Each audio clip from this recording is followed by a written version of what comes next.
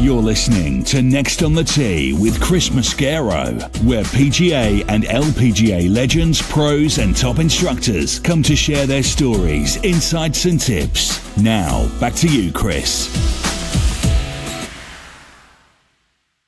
All right, now back with me on the French Lick Resort guest line is PGA Tour rules official Stephen Cox.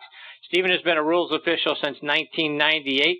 He had an accomplished amateur career over in the UK, including captaining the Great Britain team to a bronze medal in the 1996 World Student Championship and winning the Lincolnshire Open as an amateur. And I'm excited that he is back with me tonight here on Next on the Tee. Hey, Stephen, thanks for coming back on the show. Chris, it's my absolute pleasure. Calling you from Philadelphia, of all places, getting ready for next week's BMW Championship. So I'm excited to be back on the show. Well, I appreciate that very much. So talk about that. As I was talking at the top of the show, you guys, you and your peers with the rules officials are there inside the ropes. You're helping with course layout and setup, things of that nature. Talk about what you're doing up there in Philly right now.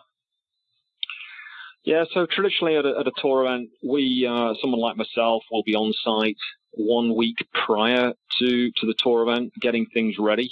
Now, Aronimink is the facility that we're at this year for the BMW Championship, and I've probably made, since we knew that we were coming here, I would say probably 2 or 3 visits per year to work with the WGA and Aronimink Golf Club to ensure that everything is in order when I turn up this week. That obviously it takes an enormous amount of time and planning to build the size of structures that are built in these modern day sporting events. They don't just go up overnight. You can't just build them in a week. The permitting, etc., that takes place to get these huge amounts of structures, road closures, etc., takes a huge amount of planning from everybody.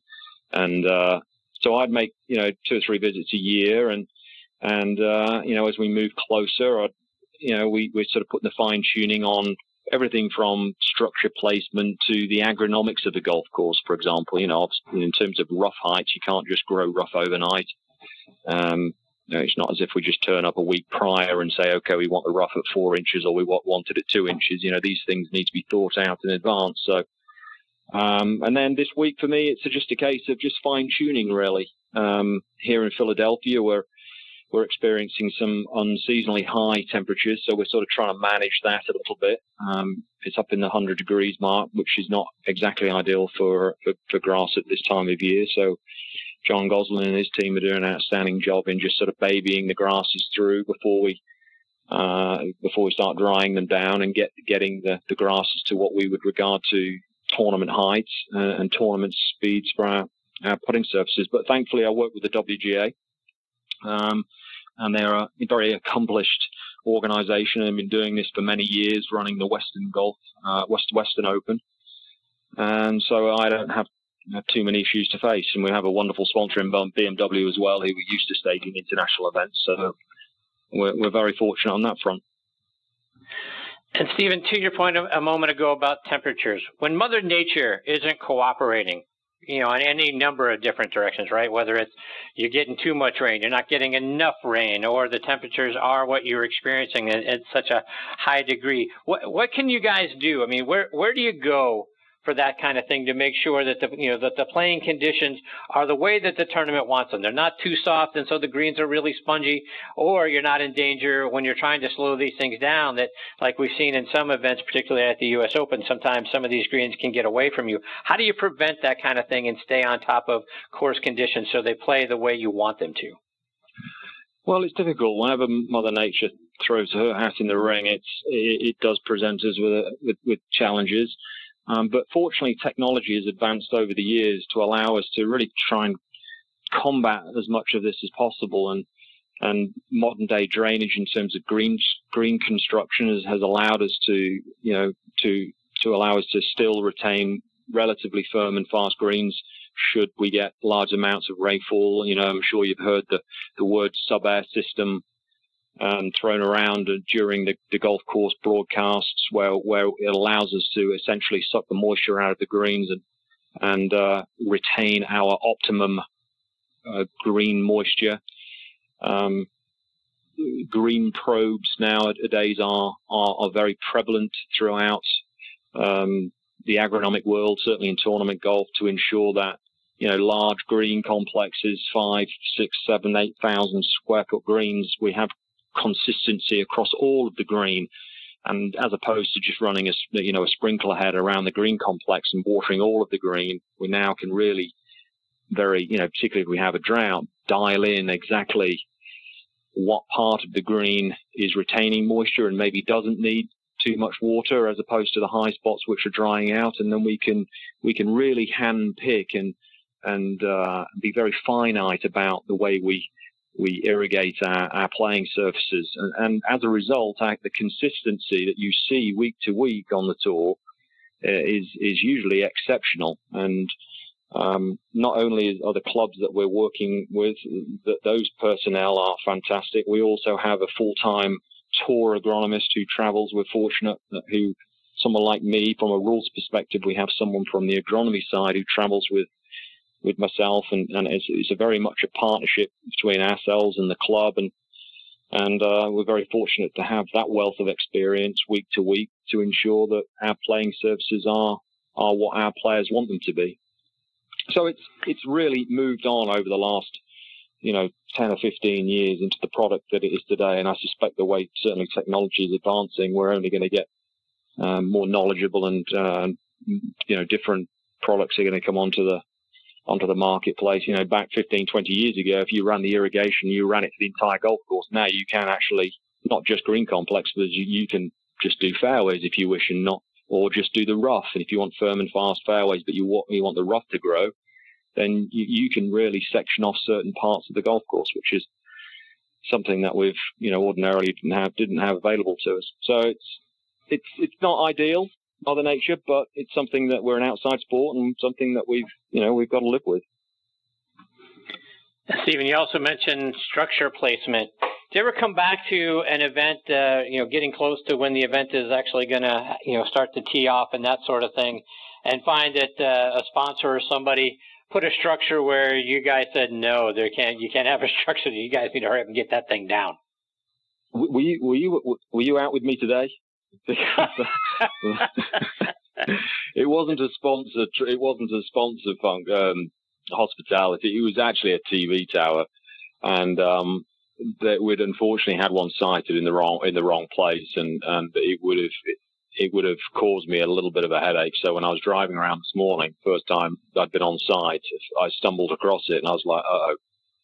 And fortunately, the contractor who we work with, we're very familiar with them. We work with them every week, and they are, in production, who we've got this week, are terrific. And, I made a quick call to MDC, and obviously they're a very, very strong partner of ours, along with CBS and the Golf Channel.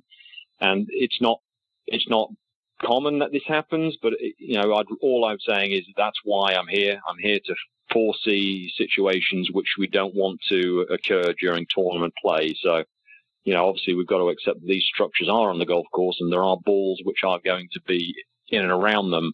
But, our job is to try and limit that as much as we can. And if necessary, we're going to have to make the decision to move one. And I did that today, much to the displeasure of the guys who had to take it down and put it somewhere else. So, but it does happen, unfortunately.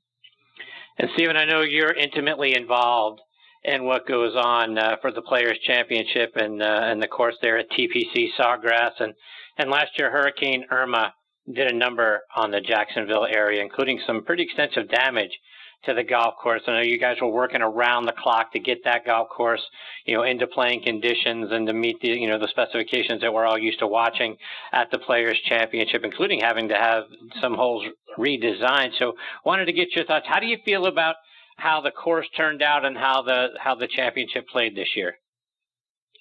I think all in all, we were absolutely thrilled with how it all played out, given the turmoil that we went through in September, October, and the cleanup that a lot of the East Coast faced, and we worked with a wonderful bunch down there, and it was we had to just look at it from a different angle, and we realized that actually in many ways it created us an opportunity to do things ordinarily we wouldn't have wanted to do, because there was such large amounts of tree damage and ordinary big established trees that we'd never have touched. And so once we'd got over the initial shock of how many trees we'd lost, and certainly out back of 12 and 13, it allowed us to potentially move in a different area or a different direction. So we sort of put a positive spin on it. But we're still suffering a little bit in terms of the effect of the last two hurricanes. Really, I mean, it's a very much a tree-lined golf course, Chris, and the number of trees, which are probably approaching about 1,000 trees now over the last 2 or 3 years, that combined with having enormous problems with beetle damage in North Florida and South Georgia, which is attacking the pine trees, which are obviously very native to golf courses like sawgrass and TBC sawgrass. So we're having to sort of rethink a little bit because holes which you traditionally see on TV rely on trees which are part of the strategic nature of that particular golf hole. And when you're in threat of losing those, then the integrity of the golf hole tends to go away. So we are working through that right now in terms of trying to protect our forestry for not just the next 5 or 10 years, but for the next 100 years. But of course, trees don't grow very quickly, so it's a difficult ask. But in answer to your question, all in all, we were thrilled with the championship. And I mean, look, the great thing about that particular golf course is that it doesn't favour any one type of player. It's not a long golf course. It's not a short golf course. You have to drive the ball well. If you do so, then you're going to put yourself in a position where you can score. And of course, we saw that with Webb Simpson. I mean, he drove the ball exceptionally well. He's not one of the longest hitters on the tour, but the way he drove the ball and put his ball in play, then he gave himself the opportunity to score, and the greens were fantastic. And he took advantage of that. Now, if you drive it crooked around there, it's going to be difficult. And some guys who try to force the issue, they're the ones who either missed the cut or didn't feature too well. So, but all in all, with what we've been through over the last 6 to 8 months, I think we were all delighted. And Stephen, with the shift to having the event next year in mid-March, are you nervous at all? If we had maybe a colder than normal winter, that it could impact the course conditions? So I think here's the deal. So we were in May, and our prominent grass was Bermuda. And that was always one of our issues, is that we have a very, very short growing window to grow Bermuda grass in North Florida, because, Bermuda grass, it needs temperatures in the 80s, 80s plus to really stimulate and grow. Well, our greens were always very, very just struggling to come out of dormancy because it didn't really get that hot until, maybe March time. So we were always up against it. Now it offers us the opportunity to move to cool season grasses. So in the past, where we haven't overseeded, we've played a blanket Bermuda greens, Bermuda fairways, Bermuda tees. Now, because of the cool weather date, it allows us to overseed the golf course. So when I say that, is that we're now going to go with a ryegrass, which is that emerald green that when you turn on your television screens in April, and you turn on an Augusta, that is the emerald green is the overseed. Now, if you were to turn on your TV screens at Augusta in August, you'd see Bermuda grass, because that would have just dominated, and the ryegrass would have died off. So the look and the play of the golf course at Sawgrass for the Players' Championship in March is going to be totally different. The visuals will be different. Bermuda grass, for me, is never a particularly attractive grass. You got a lot of mutation and stuff. It's difficult to make it look pretty, and the rough. Not that we necessarily wanted huge amounts of rough, but it was a very sparse 2.5 inches of Bermuda, and didn't really challenge the players too much. Now we're moving into cool weather grasses. We can have as much or little as rough as we want. We're very much in control of our own destiny. I think the other thing is that in May we can have unseasoned, again, very warm weather, and so what we've found is that a lot of spectators will come out there and it get to the heat of the day, and then they'll just retire to the, to either the hospitality areas, or for that matter, just return either home or to their hotels and watch the conclusions on the television. Whereas in March, with the lower temperatures, that will be a far more conducive environment to being able to watch tournament golf. Hopefully it's not going to be 85 or 90 degrees as we've somewhat experienced in May. So it's going to be a totally different feel. Yes, we run the risk of it possibly being a little bit, windy and get the odd squall come through that you just get in March. But fingers crossed, hopefully those are few and far between. And I think that golf course needs a little bit of wind anyway, quite frankly. So I'm genuinely looking forward to it. I really am. Stephen, switching gears a little bit with respect to rulings that you've had to deal with so far this season. What are some of the situations that have given you guys some trouble or left you shaking your heads regarding some rulings you had to administer out on the golf course? Well, that's a perfect lead into the new rules, Chris, because there's nothing worse as we move closer to January the 1st, 2019, when we are all, we're all working with new rules with our right hand, but we're still operating in tournament golf the rules as we know them today in our left hand. So we've had a number of different situations, and Blaine Barber, bless his soul, he's a tremendous young man, and he's obviously going to be out here for many years playing on tour. And whatever reason, every time the kid has a ruling, it's one of those rules where he gets penalised, but full well that literally in about 6 months' time that rule's going away, because it's relatively innocuous, and it's one of those types of rules that we just want to just clean up, and is not fair. So I think any time you get a situation where you're penalising a player and fundamentally it's not correct, but it is what it is, then I think that's where we start to get a little bit frustrated. But thankfully, with the enormous amounts of work that has been put in over the last 4 or 5 years through not just the USGA and the RNA. I think that's worth clarifying. I mean, obviously they are the governing body of our game, and have done wonderful amounts of behind the scenes work with their various committees in making these transitions. But with the input of the various tours, the European Tour and our own PGA Tour rules staff, the ladies tour have been involved, as have the PGA of America. So those people who are working at the front end, doing it in a practical environment, have helped to ensure that the rules going forward are simple to understand, easy to navigate, and hopefully when people tune in on whenever they tune in on, whether it be online or whether it be on the broadcast, that they're not seeing people like me penalise a player for something silly and innocuous. So hopefully that sort of answers your question. Yeah, it does. So the biggest rules issue, I think, that we all experienced, right, was the Phil Mickelson thing at the U.S. Open, right, hitting a rolling putt. And I was curious to get your thought. Have you ever seen anything like that through the course of your career, where a guy, whether Phil just was frustrated and hit it out of that, or sort of temporarily lost his mind, or he did it to bring attention to how fast and out of control the greens had gotten and burned out and all those sorts of things, and wanted to make a point to the USGA, whatever it was? Have you ever seen anyone sort of do something like that?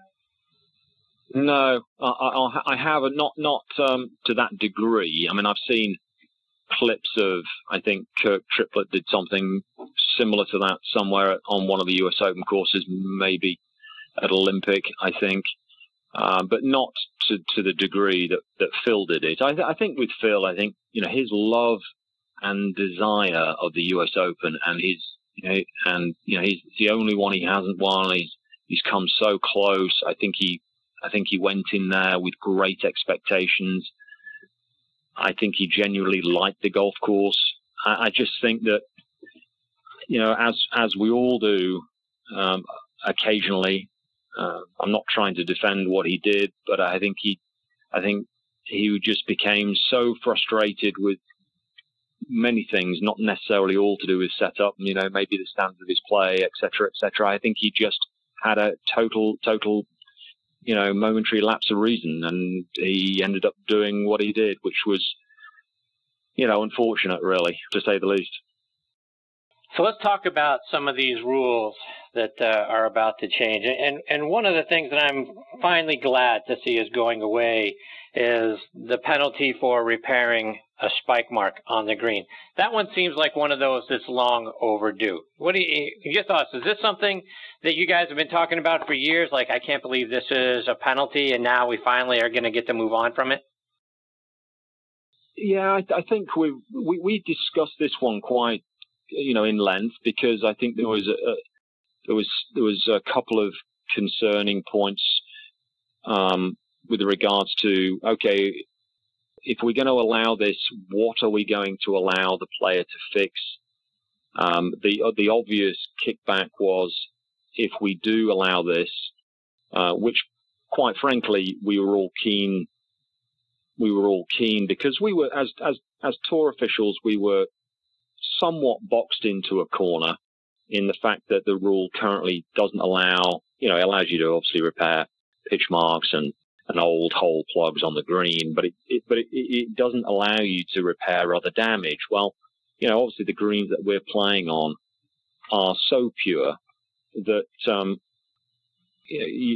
without too much difficulty, the groups behind can be left severely hampered with somebody who's just careless, for example. Not necessarily someone who bangs a club on the ground and leaves an indentation mark there, for example, which again is another causes an issue from a rules of golf standpoint. But someone who just scuffs their foot. And, we're caught in a bit of a quandary as to players had a lovely shot in there to about 8 feet, the group behind has, and all of a sudden he's got to put through this just, huge amounts of a spike mark scuff. And, and it's very, very frustrating for us when we've got to make a judgment call as to whether we would consider that to be, abnormal, or whether we would just have to just say, well, that's just part of the game and it's tough luck. So we were very keen for this to move forward. But we're obviously just concerned, a little bit about how long, if we did allow this to happen, how long it would take. But I think the general consensus is we're at a really good place, and to allow a player to just to repair indentations and other marks made by the feet, etc., is a good thing, and hopefully the putting surfaces for everybody will be better for those groups behind. So, but I think the spin off from that in terms of putting green, there's so many other things like you couldn't touch your line of putt. In doing so, you're playing with a partner and you can't touch your line of you're pointing out a line for putting and you couldn't do that and you'd be penalised, and all this simple sort of stuff that it was just really irrelevant. And we've really done a really good job of cleaning that stuff up as well. And then obviously moving a little bit further on to things like the flag stick, for example, on the putting green. That's, again, it's common sense. You and I are playing together. We both hit our ball, 60, 70 feet away from the flag on a similar location to the green. Well, one of us has got to walk all the way up and hold the flag in the current format, or you risk, having 2 shots for hitting the flag. Well, now, you and I, the chances of us hitting the flag is very slim. We may well not, to save time, we're just going to go ahead and putt with the flag in. And if it hits it, then, no penalty. Good luck. So I think there's a lot of good common sense changes with regards to the putting green. Stephen, one more before I let you go. And you've been inside the rules for so many years. What are some of the more amazing things that you've had a front row seat to watch as a rules official? Oh dear, that's a good question, Chris. I think the thing for me is I'm never ceased to be amazed with the quality, the consistent quality of these guys who are playing in the current era, and obviously there's an awful lot of focus right now in terms of how far the golf ball is going, but this modern generation of player seems to me to be very, very dialed in terms of what they're doing out here. They're all working with their team.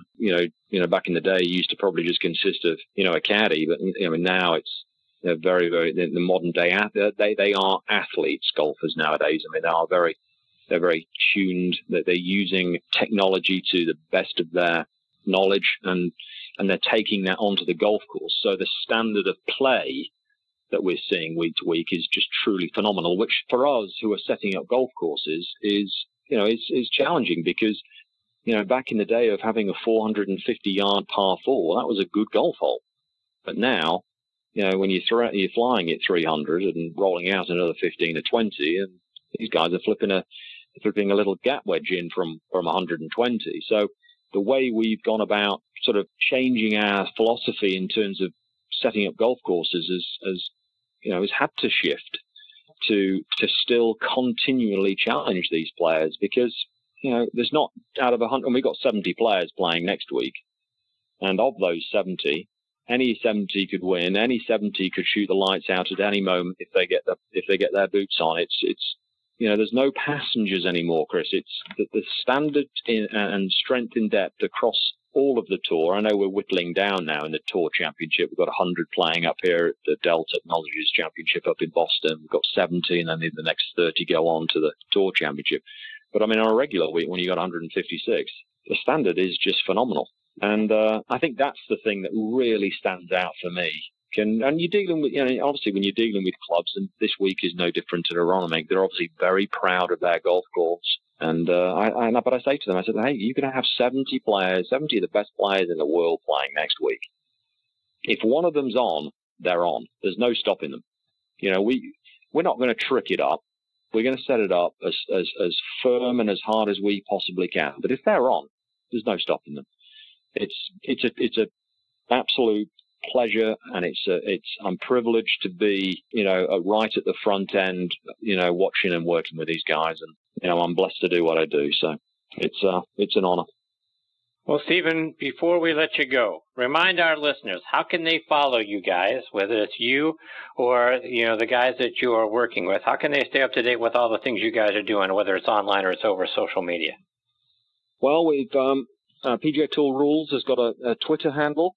That's always a good little source of information for